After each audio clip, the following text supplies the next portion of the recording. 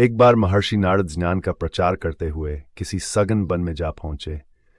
वहां उन्होंने एक बहुत बड़ा घनी छाया वाला सेमर का वृक्ष देखा और उसकी छाया में विश्राम करने के लिए ठहर गए। नारद जी को उसकी शीतल छाया में आराम करके बड़ा आनंद हुआ। वे उसके वैभव की भूरी भूरी प्रशंसा करने लगे। वृक्षराज, तुम्हारा इतना बड़ा वैभव किस प्रकार सुस्थिर रहता है? पवन तुम्हें गिराती क्यों नहीं? सेमर का वृक्ष हंस पड़ा और आत्मविश्वास से बोला, भगवान, बेचारे पवन की कोई सामर्थ्य नहीं कि वह मेरा बाल भी बांका कर सके। वह मुझे किसी प्रकार गिरा नहीं सकता। नारद जी को लगा कि सेमर का वृक्ष अभिमान के नशे में ऐसे वचन बोल रहा है। उन्हें यह उचित प्रतीत न हुआ और झुंझलाते हुए वे सुरलोक को चले गए।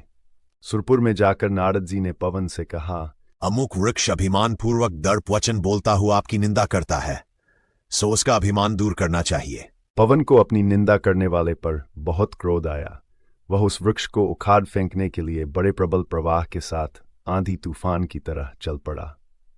सेमर का वृक्ष बड़ा तपस्वी, परोपकारी और ज्ञानी था। उसे भावी संकट की पूर्व सूचना मिल गई। वृक्ष ने अपने बचने का उपाय तुरंत ही कर लिया। उसने अपने सारे पत्ते झाड़ डाले और ठूंठ की तरह खड़ा हो गया। पवन आया, उसने बहुत प्रयत्न किया।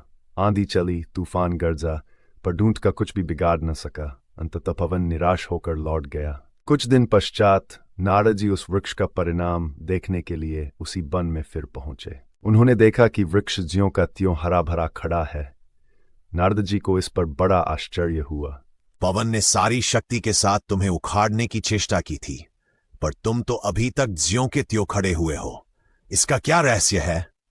सेमर ने नारद जी को प्रणाम किया और नम्रतापूर्वक बोला, ऋषिराज, मेरे पास इतना वैभव है, पर मैं इसके मोह में बंधा हुआ नहीं हूं।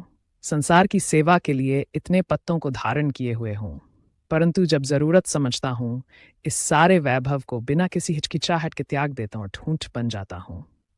मुझे वैभव का गर्व नहीं था, वरन अपने ठूंठ होने का अभिमान था। इसीलिए मैंने पवन की अपेक्षा अपनी सामर्थ्य को अधिक बताया था।